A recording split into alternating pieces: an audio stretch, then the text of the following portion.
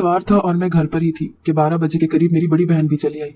हैरत की बात थी कि वो अकेली आई थी, क्योंकि इससे पहले वो जब भी आती उसका शौहर यानी मेरा बहनोई उसके साथ होता था। तो आज वो यूं अकेली। मुझे हैरत हुई तो मैं अंदर चली गई। वो अम्मा से कुछ बात कर रही थी और मुझे देखकर चुप हो गई। अम्मा ने मुझे कहा कि जाओ बहन के लिए चाय बनाकर लाओ। तो मैं समझ गई कि ये माँ बेटी कुछ राज की बातें कर रही होंगी। मेरी बड़ी बहन मेरी निस्बत अम्मा के बहुत करीब थी और वो अपनी सारी बातें मुझसे करने के बजाय अम्मी से करती थी और अम्मा ही उसकी राजदार थी। मैं चाय बनाकर कमरे में लाई तो मेरे फोन की घंटी बजी। मैंने देखा कि बहनोई का नंबर है। मुझे उलझन हुई कि बहन को कॉल करने के बजाय वो मुझे क्यों कॉल कर रहे हैं।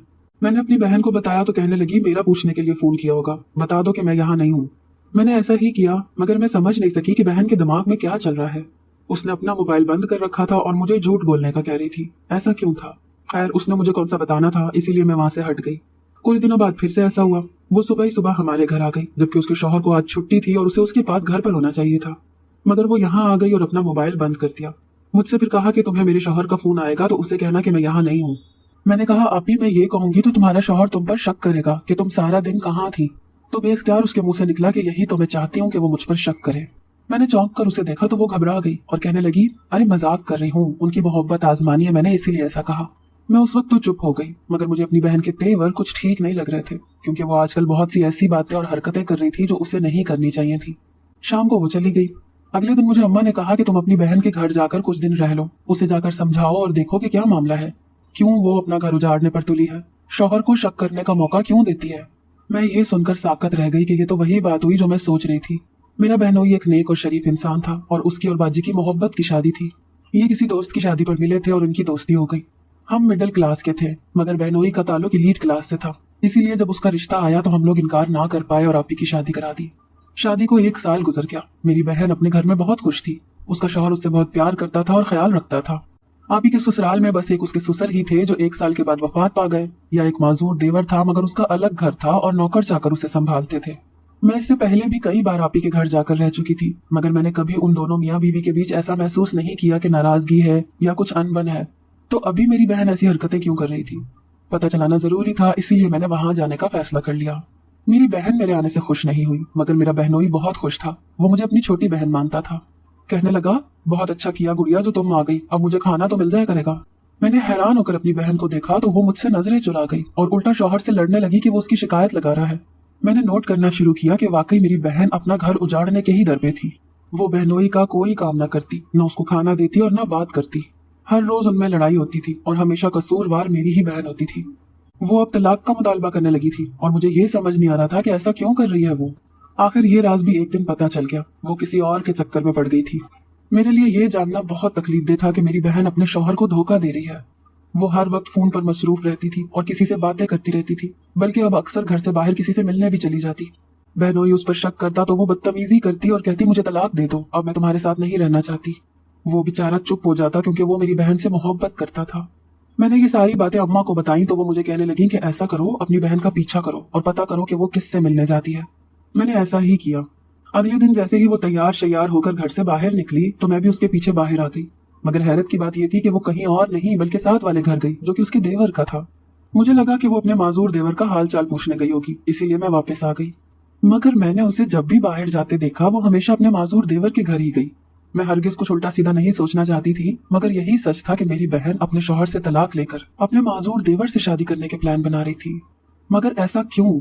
ये राज मुझे घर की मुलाजिमा शब्बो से मिला, जो उस घर में भी काम करती थी और बाजी के देवर के घर में भी।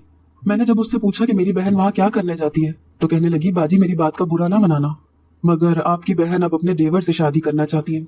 कई महीने से उनका चक्कर चल रहा है। ये तो साहब का बड़ापन है कि अभी तक उनको तलाक नहीं दी। मैं तो ये सुनकर सुननी रह गई। अच्छे खासे खूबसूरत शौहर को छोड़कर वो माजूर देवर से शादी क्यों करना चाहती है? जरूर कुछ बड़ी वजह होगी, वरना एक अक्लमंद इंसान तो ऐसा नहीं कर सकता। मुझे अब वो वजह तलाश करनी थी जिसकी वजह से मेरी बहन अपना घर बर्बाद करने पर तुली हुई थी।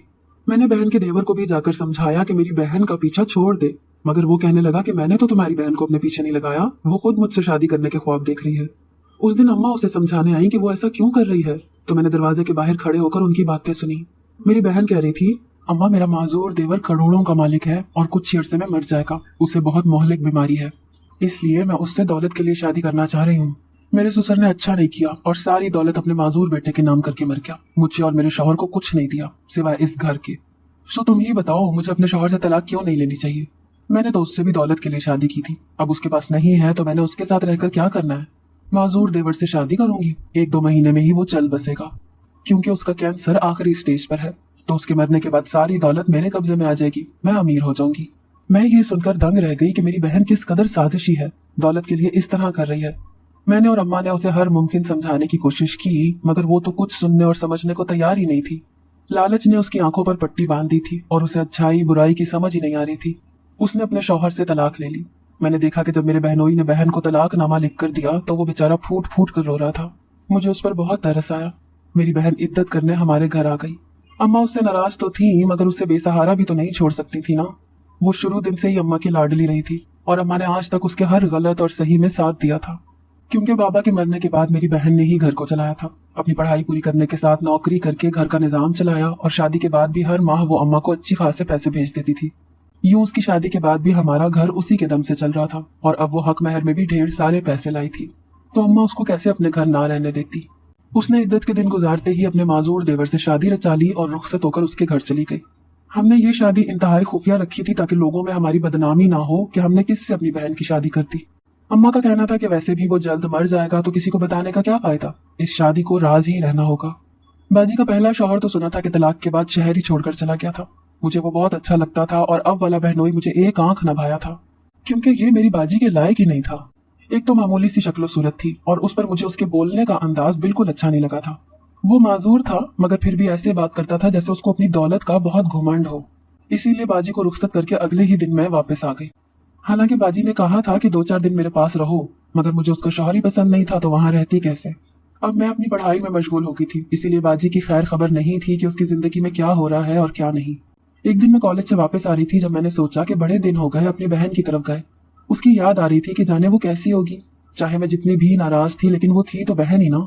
मैं बहन के घर में दाखिल हुई तो मुझे मुलाजिमों ने ड्राइंग रूम में बिठा दिया। मैं हैरान हुई कि ये इस घर के कैसे तौर तरीके हैं कि मैं सीधा अपनी बहन के पास नहीं जा सकती। थोड़ी देर बाद मेरा माजूर बहनोई और बहन मुझसे मिलने आ गए।